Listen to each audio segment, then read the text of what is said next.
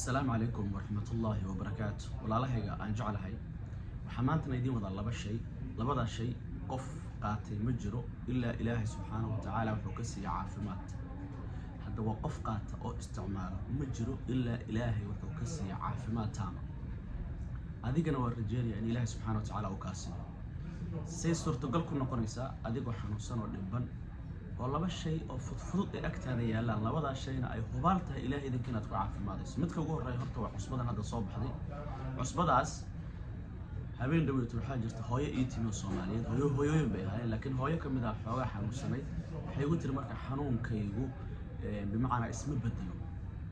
لكن بين عمل الله هاي حنكون مرك قعدت كشوم سيدا وهاي أرسنا إن شاء الله تعالى كد مرك واحد درنت إنه أدو حنون والشيء ugu fudud ee soo saari kara in xanuun uu jirkaaga ku jiro ruuxi ama sixir ama il muxuu yahay shayga ugu horeeya midka ugu horeeya waa cusbada hadda idin soo baxday anna gacanta hadda ku hayo waa tan cusbadan saamaan dhow arkayseen ama idin soo gudbinaya hadda muuqaalkan idin soo gudbinayay oo sida uga cabadsiinaysa shadadiinta cusbadaas waxay ka kooban tahay milxul bahri misku aswad za'faraan iyo maa'ul wardi intaas ka kooban tahay intaas waxa hubaal ah hadaa jirkaaga intaas oo shay kulansaday hadaa jirkaaga mariso oo jirkaaga uu ku jiro macna ama il ama ruuxi xanuun ku tacalluqa ama sixir wuxuu ahaadaba waxa hubaal inay soo saarayso waxa hubaal ah inay soo saarayso qof lagu ku shubtay oo lagu hagashtay ma jiro ilaa uu ku caafimaad mid ku qubaystay ma jiro ilaa uu ku caafimaad mid jirka ku qabsaday ama sagosaanta ku shubay ma jiro oo excess ku sameeyay ilaa uu ku caafimaad maxaa ka haysta cusbadan waxa hubaal ah ilaahay idankii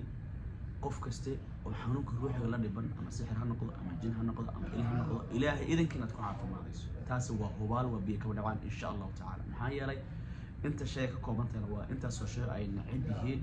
ma uzimsan baa ku jiro miski aswad baa ku jiro jinka caashiqa waxa lagu sameeyaa cusbadan oo kale biyo inta la shubto qabow ayaa waxa la sameeyaa 7 qaado baa lagu qasaa dadka jin caashiqa qaba dadka isha qaba maxaa yeelay kuwaas waxay ka qayb qaataan qofka inay tamartiisa iyo jirkiisa iyo qofka focuskiisa inay leexiyaan jirkiisana ay tacban ka dhigaan waxa hubaala marka ilaahay idinkiina ku caafimaadayso midaas waa number 1 midda labaad waa malabkan idin soo baxay malabkan hadda aan la hadlay waxay la hadlaysay hooyo Soomaaliyeed oo qaadatay waxay tiri ma laga sheekay karo taqriiban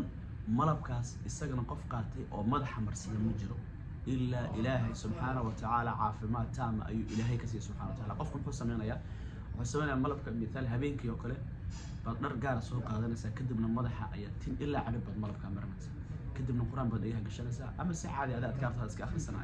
وحنقصينا يا 3 days موش بضنبها وامي تدمن بري بس مضحة الصبح كستمرسو أما قلب كستمرسو إلهي إذن كسيدة آدرينتو بل سيدة آدرينتو هذا إلي وذاك الدور إن شاء الله تعالى sidoo kale waxaa la sameeyaa meesha ku xanuunaysa malabka oo midaal hadda nabar baa kugu tagan ama oof baa ku haysa waa la mariyaa